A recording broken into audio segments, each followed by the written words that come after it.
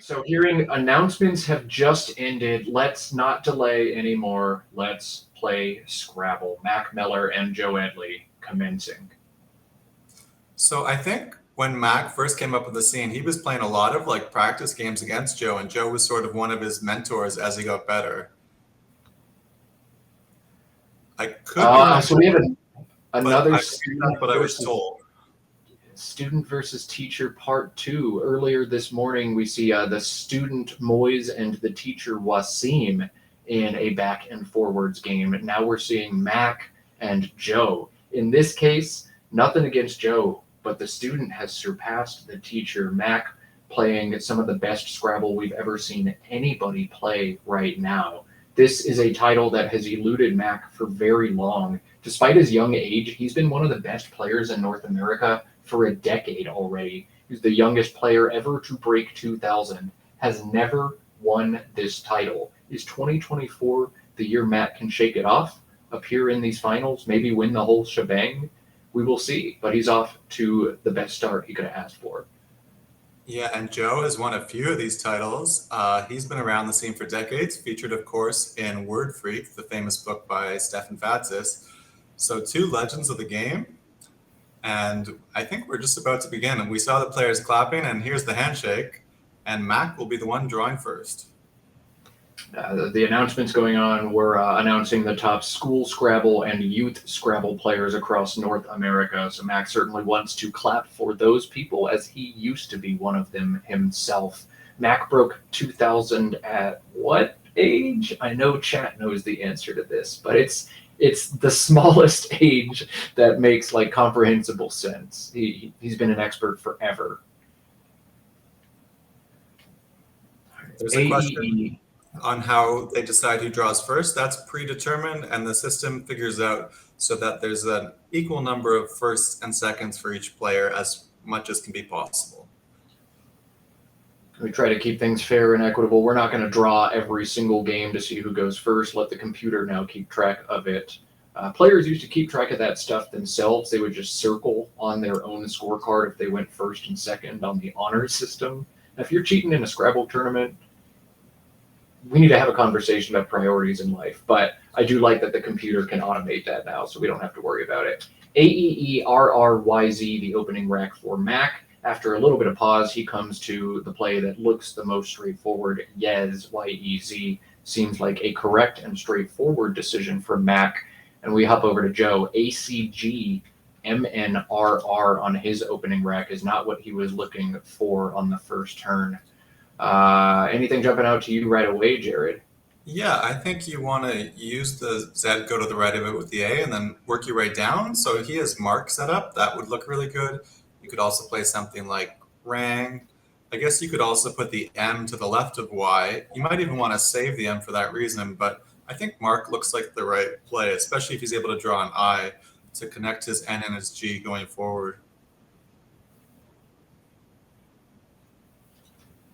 Yeah, MARC, and ZA is 25 points. Going to be the highest scoring option here for Joe, and keeps a nice GNR leave. We might also get a new word citing Marg in that spot, but Mark, a standard play for Joe. Nothing wrong with this at all.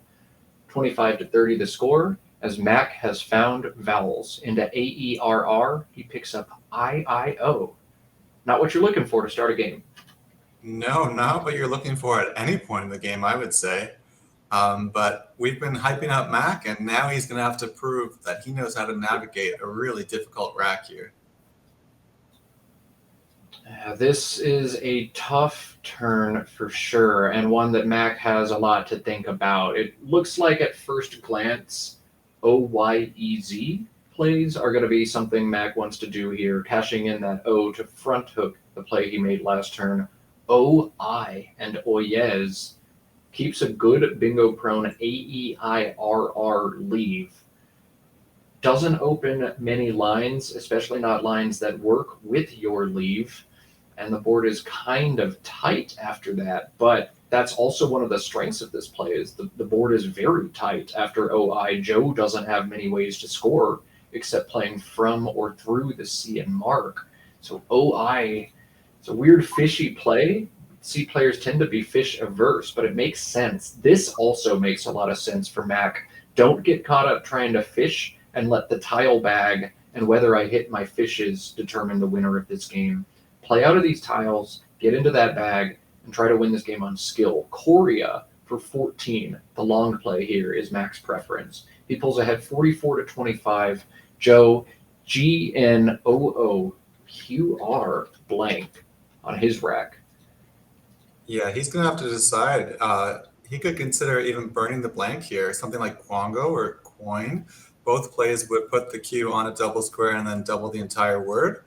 Would you be willing to burn the blank here, Matt?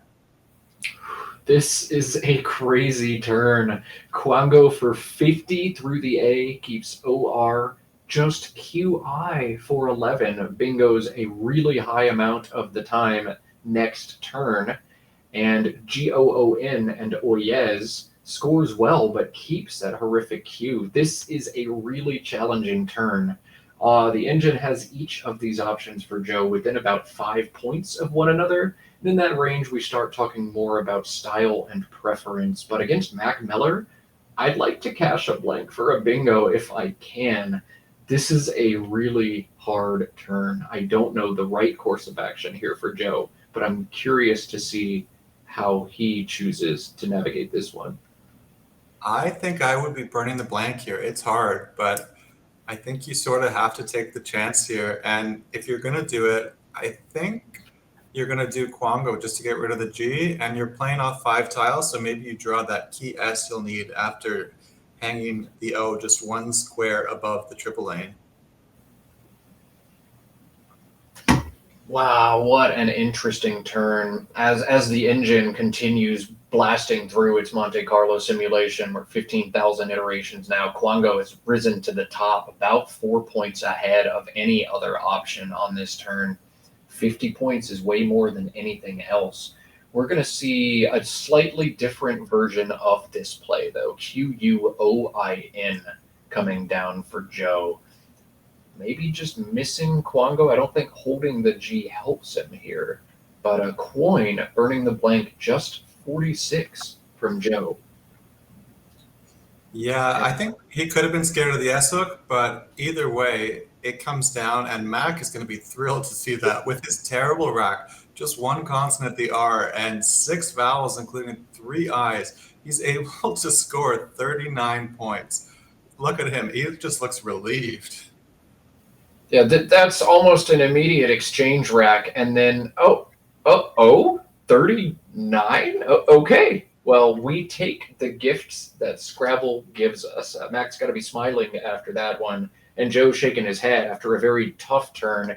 You never want to see your opponent come back with something like this. It's easy to get in your own head to start second guessing the decision you just made. Got to stay out of that trap.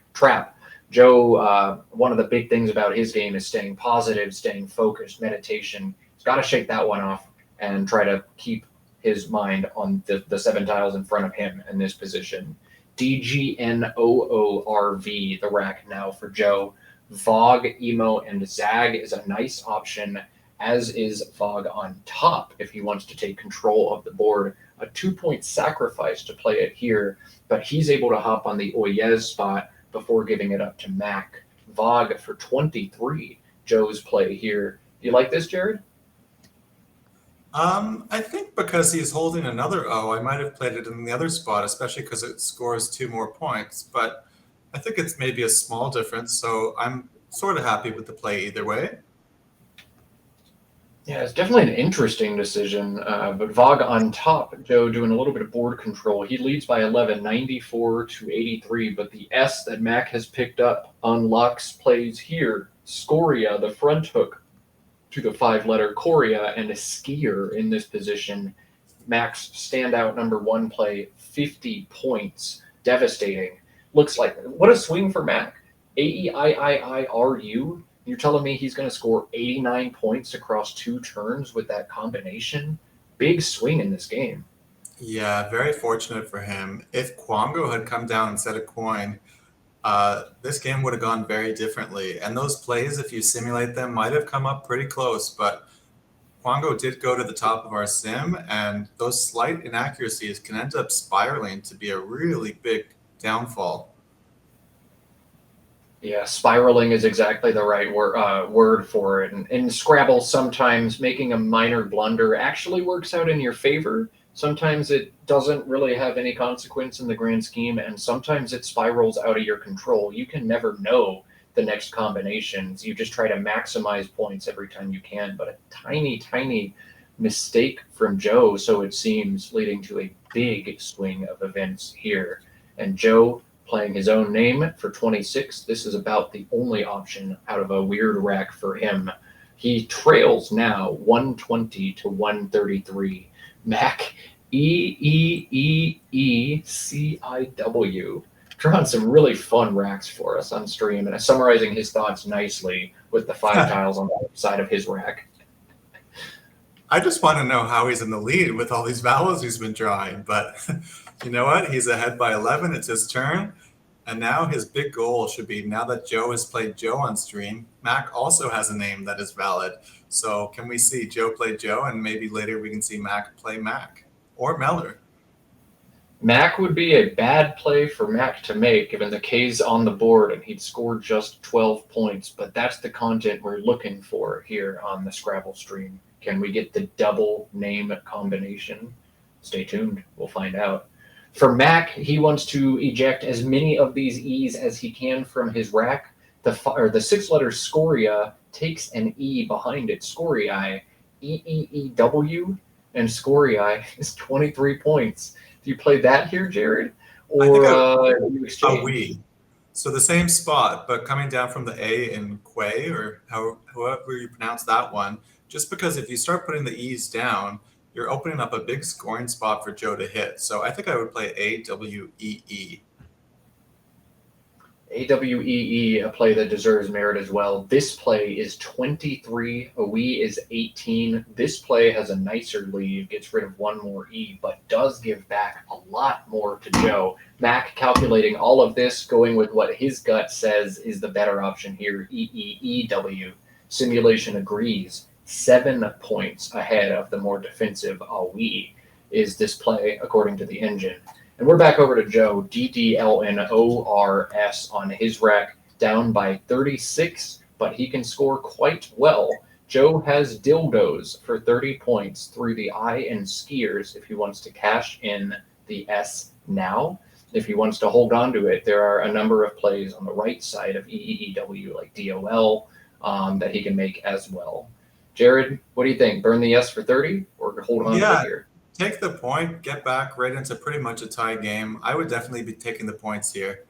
But I see my analysis didn't line up with the computer last time. I think sometimes I like playing a lot more closed than the computer. And when you don't know as many words, maybe that's the way to do it. Both these players know a lot of words, but I think Mack is clearly the one who has the near perfect mastery of this dictionary. Mack does have such mastery of the lexicon. Mack is a player who hasn't just studied words 2 to 8, but has studied 9s before. And I've sat next to him at tournaments, watch him insta-play weird, obscure 9-letter words. And if you ever ask him after the game, like, how certain were you on that? He's like, oh, 100%. I watched him play Afterpain in like 2 seconds through disconnected tiles. And his opponent's like, challenge, lost the turn, asked him afterwards, did you know it was good? Yeah. 100%. Mack is an absolute monster over the board. As a general rule, you don't want to challenge Mack because more often than not, he's not trying to phone at you. He's just putting down a valid word. I did see Joe had dildo set up on his rack. We'll see if it comes down. Mack will be very happy if that spot in the bottom right stays open. When you play something like EEEW, you're scared you're going to get hit big, but everything seems to be going Mack's way right now. He opens up the spot, and it looks pretty likely that he's going to have a chance to hit it before his opponent does. Yeah, everything going Mack's way, except also not at all. Like, Mack has had some horrible racks, and he leads anyway. Sometimes it's not just the letters you pull or the combinations you get, but just the pacing as well. AEIIIRU is a nightmare rack, but when the Q just happens to get placed right there, it's suddenly fine. It's a matter of not drawing good tiles, but just having the right tiles in the right situation. And every player, even a player as good as Mack Meller, is going to need a little bit of good fortune on top of a lot of good play to win an event like this one with so many talented players in the field. Joe foregoing dildos playing Doll DOL for 20 points, DNRS the leave for him, and Max Rack ACEFITW as Joe has pulled into 6 consonants on the other side. I think he also pulled into tradings through that eye, though. And also about Joe, originally I said I preferred the play of dildos, but the more I look about Doll, if he had played where I originally suggested, then Mac would be playing to the bottom right, and I don't think the board would be so nice for Joe. So I actually see a lot of merit in still leaving 4 consonants, but taking away the big scoring spot there. Yeah, I think taking away max options probably a big part of the rationale for Joe there. Thinking, okay, this board has very limited scoring opportunity, so let me take the one compelling spot as opposed to taking the 30 points now. The more I look at DOL, the more it makes sense. 30 points is hard to pass up on, but letting Max smack you in that spot is also a tough pill to swallow. Interesting turn there for Joe. And he will not have tradings through the I, as scory I, already a plural, does not take a back S, and otherwise the word doesn't quite fit. So as far as I know, no bingo here for Joe. ACEFITW for Mac, I think, leads to exactly one play here. It's this one. You got to play off the F and the W. According to just static equity, this is 10 points higher than anything else. And in a game as tight as this one, just take that equity 10 days a week. Don't spend any more time here. Wife, the play for Mac. Wife gets a thumbs up from both of us, and ADGNRST on Joe's rack looks like another tricky turn for him. Absolutely. And first of all, on the wife turn, I want to know when we're going to get Wi-Fi added to the dictionary. It seems like a natural word. Hopefully in the next update, it'll show up. I thought tradings fit. It misses by 1 square. That E is the plural already of scoria. So yeah, he's going to want to play off a couple of consonants and leave his better tiles. I wouldn't look to play too long here. I'd try to do what I could to hang on to a few of these tiles. But he is all of a sudden down, and the board is all of a sudden quite closed. Look at all those clunky letters on the left, sort of middle side of the board, the V, the Y, the Z, the W, the J. That's really closing off almost half this board right now. Yeah, the left side of this board is going to be tough to get to without a deliberate effort, and with neither of these players down a substantial amount, neither one wants to open the board at this juncture. Joe will probably opt to keep things tight at least one more turn. Mac's last play of Wife allows Joe some high scoring plays. Grad and Wifed through the R in Scorii is a very nice option here. NRST as a leave, 23 points. But Joe may not be seeing that, opting to play very long here, go digging for a second blank. The play of darting through the I is an interesting decision here. Yeah, I mean, he puts the D out in space to open up sort of a lane, but if there was any lane on the board, it was there on the right side. So I can't say I'm in love with this play. I think I would have preferred something like Grad, but at the same time, something like Grad doesn't really score that much. He's still down, and Matt could just start closing the limited lanes that are left on the board. Mack Miller is a terrifying opponent to play against. He is phenomenally good at this game, and when you play against him, you are going to play worse than him in most instances. But you can't play scared. You can't score 11 when you're down by 41 and close the board down. Now, maybe this is Joe saying, I'm going to block your option right now, but long term, I think this helps me unlock the top side of the board, which will help me get out to the left side of the board. But that play felt really strange. Maybe Joe feels he needs the second blank to overcome this deficit and he's looking for it. But that is an intriguing decision. I'll just tell you that's a play that not many Division One players are going to make. But Joe, very wise, has been playing this for a long time. I'm sure he's got a good thought process there. Yeah, I think Joe has a unique style of the game and definitely favors, I think, tile turnover, trying to dig into that blank, go for the goodies, the blank, the X. He does now have two S's, so we'll probably see him spend at least one of them on his next turn. But for now, we're looking at Max Rack. He's got ACIT and then Fun, Fun. Anything jumping out to you, Matt? Yeah, so Fun is likely what Mac is having. Fun, likely what Mac is having on this turn. FUN plays Beneath Wife for 27 points with a nice balanced AICT leave. But Joe has just opened a new section of the board. If Mac wants to maintain control in this game, CUIF, ID, and FA. It's a really nice way for Mac to keep the pressure on, to keep this board tight, and to maintain control of his lead in this game. Jared, are you taking equity and playing Fun on bottom, or are you playing defense in this situation? No, I'm closing the board. Joe allowed it so that Matt could now make a play like that. And then what is Joe supposed to do? You know, being down after that play, he'd be down about 50. On some boards, there's still very easy pathways back to victory. But on this board, being down 50 would be like being down 80, 90, 100 on another board. So I would definitely prefer to close down this board with a play like CUIF. Defense feels so natural, but the big spot for the X at the bottom of this board, and Joe's just turned over 6 tiles. Playing beneath the E in Wife, making EX and XI or XU would be 50 points on a board where there's otherwise almost nothing to do. The hook on VOG looking more and more important to Mac as well. ST bingos, STS bingos, SES bingos could be huge. SIES bingos even fit there. So it's not the easiest line to hit, but on a board with nothing else to do, you don't want that to sit open as you lead in this game. That's something for Mac to think about. Mac opting equity here, Mac opting Fun at the bottom, addressing the X spot, 27 points. This simulates 4 points ahead of CUIF, though I do love when a game goes into the trenches and gets super duper duper closed.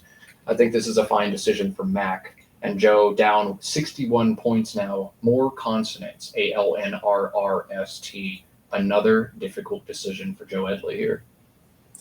Yeah, and just like we've been saying the last couple of turns, he's got to find a way to open a different section of this board if possible. He just really has the one lane at the moment, and I'm not quite sure how he's supposed to be able to open up more space here. It's really hard to do it when you only have one vowel. Opening this board in particular is going to be hard without vowels. You're going to have to burn one of your S's to do it and do something like this. But Joe, I think, starting to feel the urgency in this game as he falls further behind. Our score bug seems to be wrong. My count shows Mac at 210, Joe at 151. Before this play from Joe makes it a 40-point game.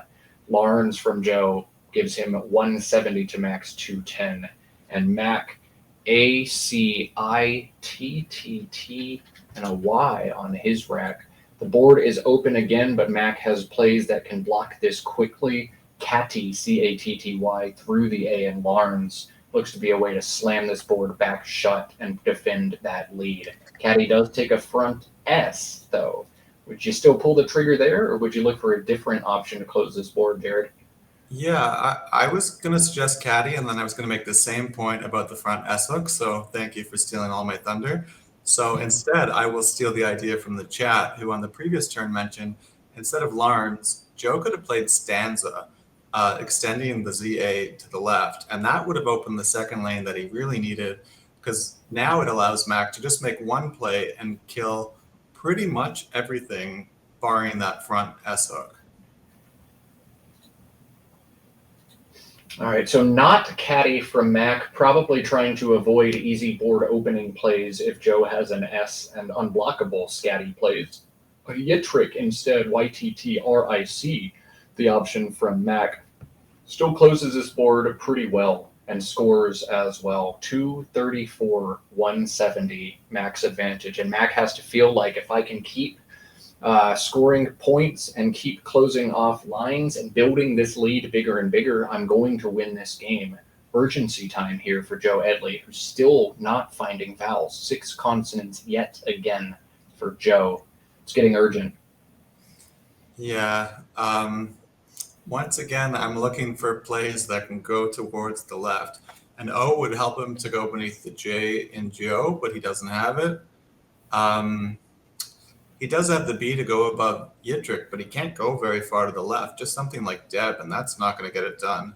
So once again, I find myself not quite sure what I would do if I were in Joe's situation. Joe needs to try to keep this board alive, needs to get rid of at least a few of these clunky tiles. He also really needs to start drawing vowels in this game. But I think probably two lines of attack here for Joe. One might be playing DEBT down into the T in Yittrick. That puts that nice dynamic D in the top section of this board and allows high scoring bingos to it. That's a lane Mac is going to need to obstruct immediately. The other course of action Joe has is to continue keeping things tight, try to get a little closer to bingo range first, and then open this board. If he wants to do that, the play of dub through the U in fun, just playing the D and the B, is 18 and holds ELLST. Maybe he strikes next turn after cleaning up the rack a little bit more. Both of those make some sense to me. Intermediate options as well, BLET or BLED play in the top right of this board next to darting. What do you see in those plays? Do you think debt time for Joe? The problem with debt is it allows Mac to just play one play to the left and it shuts down everything. Bled here is kind of smart. It does take a front A hook. But maybe what that will allow is if Mac takes that spot, it still leaves sort of the bingo lanes that Joe really needs available. So he could get hit with a score here as Matt right away finds probably what's going to be his best play, PIAN, hooking Bled. But at least it doesn't allow Mac to use this turn to completely shut any chance of going over to the top left. We're still getting our score bug caught up. They had to go back and fix an error that was made earlier on an input play. But right now it is 234 for Mac, 190 for Joe. Mac ahead by 44 and on turn. Crucially has the A for that front hook, PIAN. I think is going to be Mac's play here. Can't get caught up fishing. This is not a turn where you play PI and BI and keep that powerful lead together. Keep scoring pressure on Joe. Great choice. Yeah, absolutely. So Joe did draw that O, which could allow him to open the board. If he played like HO beneath it, it would set up either his S or T to end bingos. I think from a first glance, I'd like to see him do something Cutting you like off. He's got a bingo and he spotted it. It doesn't look like a bingo, but the lols. Wow. Thelols. THELOLS. My goodness, Joe. I enjoyed the celebration from him too. I would have been missing it and fishing for 15 points here, and he finds this beautiful word, thelols. Wow. I'm not sure Mac has drawn his tiles already. They're just face down. He hasn't even had a chance to put them on his rack. Joe spotting this bingo so quickly, and I don't think he saw it until right there in the little giddy dance. Wow, what a find from Joe. This guy's still dangerous after all these years. Yeah. He's dangerous as a Scrabble player, and based on those moves, I think he'd be dangerous on the dance floor too.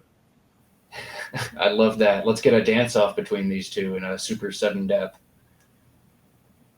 What a beautiful find. That is not the sort of rack that you expect to bingo through a duplicate L, right? Like if you see there's a D or an R for hostile or hostiler, those were the sort of lanes I was looking for. So when you said he had a bingo, I thought I just somehow missed a D or an R, but that is just a beautiful find by someone who's been studying these words for probably over 40 years now. Yeah, that's wonderful. Jared and I both immediately start looking to figure out ways to open the board, and Joe's like, open the board? I've got all I need right here in this little L. Thelols. Enjoy that. With the bingo, it is now a 16-point game. 269, 253. Mac with the lead. Mac on turn. AEGISTV. Mac has Viga lined up to play atop Thelols, making AT. This is 30 points. This is about all Mac is going to be able to do. It might be worth putting down the S in this situation as well. It's 8 extra point in a tight game where every point matters. The board is terrible for S's, and you don't have to worry about Joe setting up an S for himself after you cash yours in, as this is the final one. So Mac probably thinking about that. Do I put the S down and take the points now, or hold on to this S and try to cash it later instead? Difficult decision for Mac. Jared, do you have a preference in this instance? It's close. Words tend to pluralize. That tends to be used for pluralizing, which would help a lot more on the other side of the board. But the S also starts the most number of words. Um, but I see what you're saying. There's no words to pluralize on this board. It is 8 points. It is a close game. So I think most players would hang on to that S, thinking they have EST and they're so close to bingoing. But my guess is it's going to be pretty much a toss-up that both plays would be really strong. What is the Mac, computer saying on this one?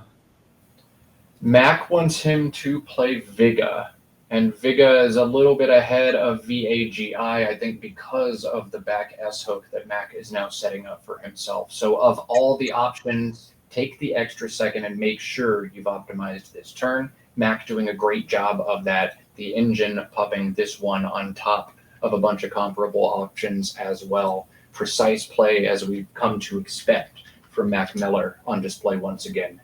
EHINPRU, the rack for Joe. He'll have a decision to make here between cashing in 39 points right now on top of D-Lulls in HEP, or trying to clean up this rack a little bit more and playing elsewhere. I think you have to take the red square away from Mac. I think you have to try to score points here. Joe's not going to waste any more time. He agrees.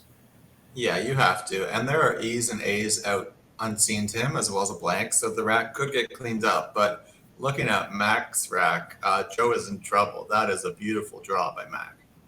A beautiful draw, and Mac immediately spotting his bingo set up on his rack already, playing down from the H, and it's coming quickly, I think. Hat boxes from Mac, 84 points. Joe clawing back into this game, hitting the bingo, crushing the triple.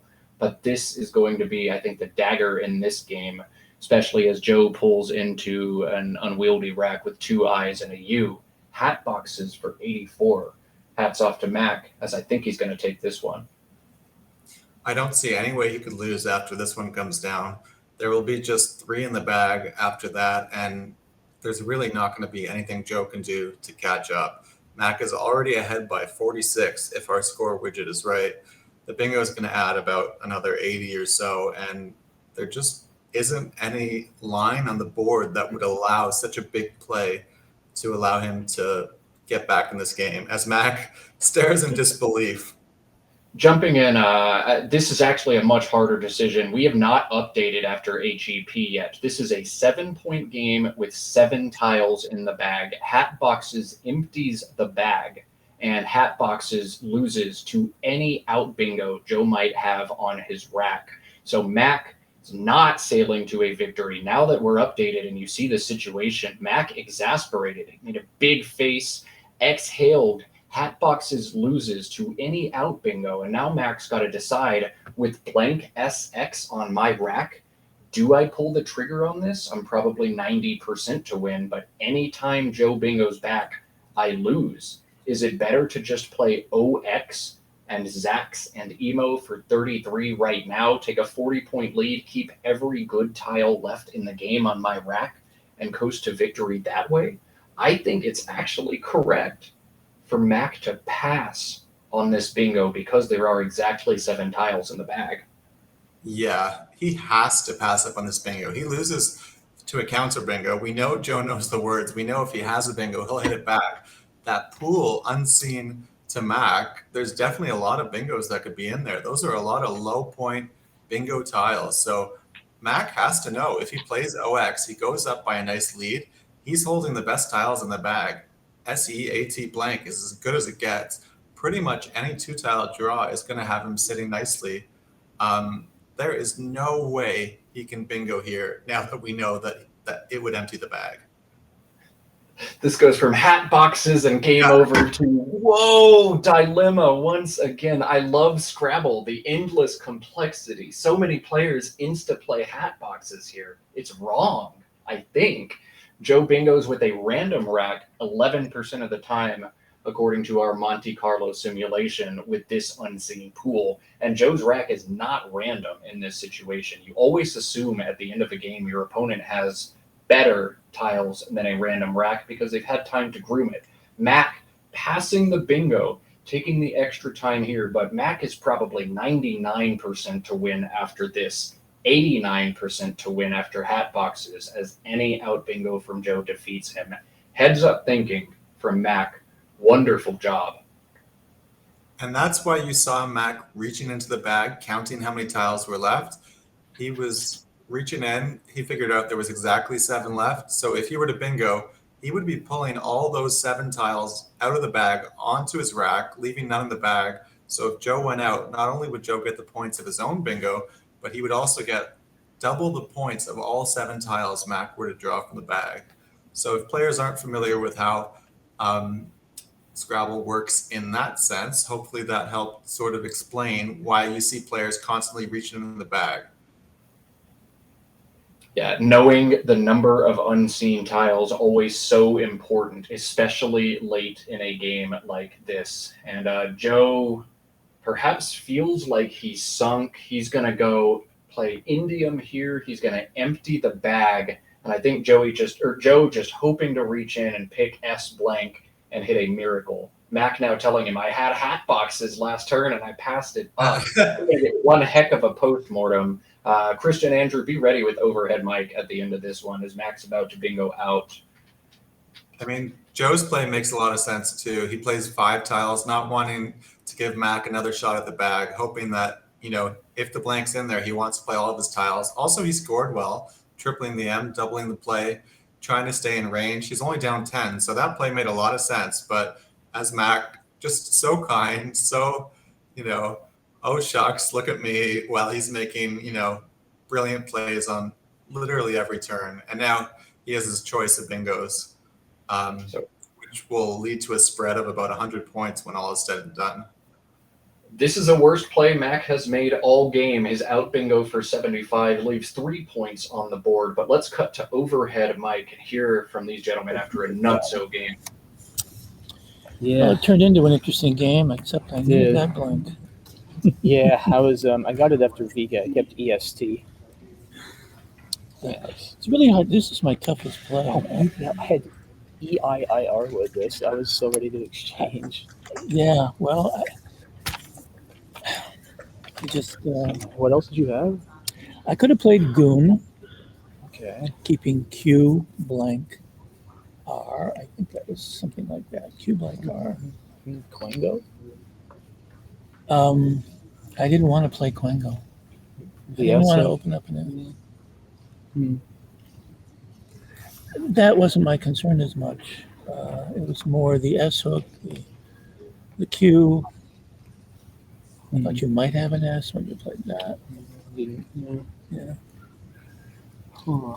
I just had a lot of L's. Yeah, well. And I was drawing poorly early. I was lucky you were too. I mean, my only choices, of course, if I play Goon, I keep the Q, and when am I going to bingo, If you take this spot. Right. I don't know. I'm stuck. So I figured I had it. Huh. I guess you consider dropping the Q? I thought of that, but you probably bingo a lot with this. GROON blank. I don't know. Really? I don't know. I thought it's got to hit a 7 probably 70% of the time, I would think. I don't know.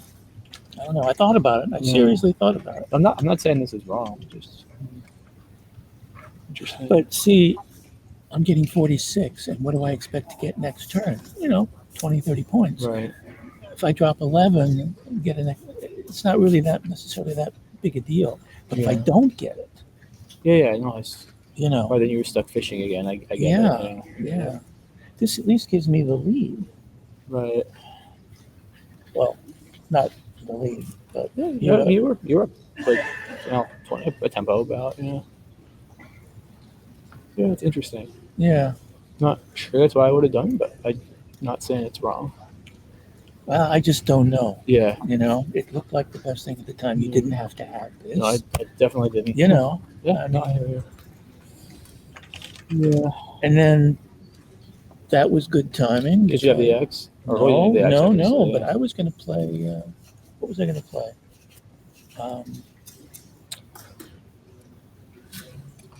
I was going to play sled. I was going to play sled Okay. because I had two S's. Okay. I kept having a wow. Huh. I had Wow. Larns with ST, but before then, when I played, when was I going to do that? Doll, sled. Yeah. I was going to keep my O. Mhm. I remember when I had it. It must have been doll. I was going to play sled. Remember when you played? No, I played fun after darting. Maybe it was when you played lawns. You were going to play sled keeping rounds. Oh, that's right. That's yeah, right. yeah, it makes Trans. sense. That's Yeah, right. Yeah, That's right. that makes sense. Yeah. This is And so that was very critical. But I couldn't get a vowel. So I considered a crazy play here. I had ACIT. It looks pretty obvious. I considered unit, setting up the last C, because it's really annoying to block. Yeah. I mean, it's a Nigel-like play. It just didn't quite feel strong enough, and I was worried after playing 6, you had the X too. Possibly. I certainly could have had the X. Right, that's what I mean, yeah. You know. I thought about it for a while. Yeah. I mean, and I thought the longer you thought, the more I thought you would play here. Yeah. Because that's what I thought you were thinking about. Yeah. So I wasn't surprised when you played it, but. Yeah. No, I mean, this was just like, I was trading here 100% if you didn't do that. I had 3 eyes, AEUR. I mean, Oh, now I'm unhappy I didn't just drop the Q, but, what are you going to do? Hindsight bias, yeah, I hear you. Yeah. No, I wonder what the commentators thought of this. Yeah, like I said, because I mean, hat boxes should win, but it will lose narrowly if you bingo out. And there was just one E, but there were there were 2 E's, and there were a decent number of bingo threats. And there was 7 in the bag. Unrhymed? Does that go? Yeah, or exactly. Like anything here, right? Because ES is here, so any 7 here or any 7 here. Yeah. If you bingo out, you win. I mean, I go Right. 40 with AEST blank. If you bingo, I'm just going to bingo out. Like, I think this is better. Yeah. Like, I mean, Yeah. given what you have, it doesn't Clearly, with you with the S blank, I mean. Oh yeah. Yeah. You weren't going to lose that game. Not at that point. If I do this, but I could lose if I play half Exactly. boxes. Yeah, so that's why So I agree. That. Yeah, I agree. Yeah. Because I also figured if you just played off 2, at that point I could bingo and I have a big enough lead, and I'm also only drawing 3 instead of 7, so that if you bingoed out, I could still win. That's sort of what I figured too. Yeah. Just like push things along. I mean, this scores too. So Yeah. Well, this kind of forces me to play this. Right. Just Yeah. hope for the best. I guess so. You're emptying the big. I mean, if you draw the blank, and maybe. That's what I mean. Yeah, if you draw the blank. If you have an S with decent tiles and don't get a bingo, If I can't block you somehow, yeah. I mean, right. Well, I'm only up 10. Exactly. And it's kind of hard to score a lot beginning with a vowel if you don't have a bingo. Right. Right. So I wasn't too afraid of that unless you had the blank. Yeah. No, I think it's reasonable. Yeah. Yeah. I mean, yeah. Given what I had, it was GG. But, yeah. Right. It was an unusual game for us. I feel like I had one vowel at the beginning of the game. Yeah. No. I kept G and R. Sure. I mean, I thought about playing here, but I didn't cram. But I didn't want to. I mean, I could have played cram. Oh right. Oh yes, wasn't there? No, excuse me, Graham, keeping CNR. I mean, I don't mind G and but R. I like this. Yeah, I like this. It kind of blocks unless you have an Yeah, H. it seemed like I mean, I had a lot of vowels early on, as you could probably tell. I could tell, but I couldn't do anything. Yeah, here you I just didn't. I mean, it was sick. You'll see it in the. All right. Yeah, I hear you. I mean, I hated this play. It's my only vowel. I kept 4 consonants. Hold on. Let's see if they want to talk to me. Hold on. Christian, you want to do the headset or? I'm just going to submit the scores. Yeah.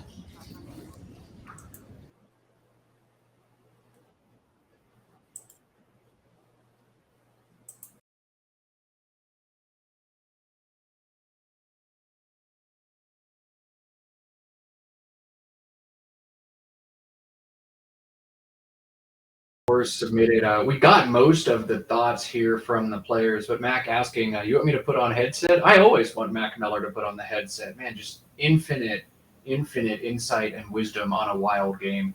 You see Joe look back and lament a few of the turns. That's what every top player does when they lose a game. Where could I have gone differently? Joe pointing immediately to the turn on coin, confirming he did see Quango and passed it up because of its volatile S hook. So pivotal turns there, but a beautiful game once again from Mac, who is playing crisp, clean, surgical Scrabble on stream. Not crisp or clean in the background on this one. Little oopsie daisy there. But we'll get the headset on Mac, I think, ask him just a couple questions, and then pivot over to Chloe versus Ori Swift after this one. Another game with major playoff implications. Yeah, what a performance. And great comment from Sam Rosen in the chat that after Korea, Mac's a bit more likely to have an S than a U because Korea takes that front S. So maybe that is going to affect if you're going to play coin, which is more likely to get hit by a U, or Quango, more likely to get hit by an S. So many little features to consider when you're analyzing a turn in Scrabble. I did, yeah. It says on my Such a beautiful game. So much to think about, so much to juggle at all times. And people like Mac can juggle every single one of these variables with this surgical precision across so many games. There is a reason he leads the NWL field. He has been playing lights out so far. Absolutely. Both games we've seen of him on stream, I think he's played nearly perfectly. Yeah, 2 for 2 now. Beautiful games on stream from Mac, and beautiful games we hope to see broken down on his YouTube channel. We'll do a little bit more of a breakdown now with Mac as we've got the headset on. Mac, congratulations on another wonderful game. Beautiful decision making across the board from you there. And I think the big turn there was your very final non-bingo play, AEOSTX blank. Hi, Josh. And you passed up on hat boxes, just playing Ox, hanging on and winning the game. Wonderful stuff. Give us your initial takeaway on that one.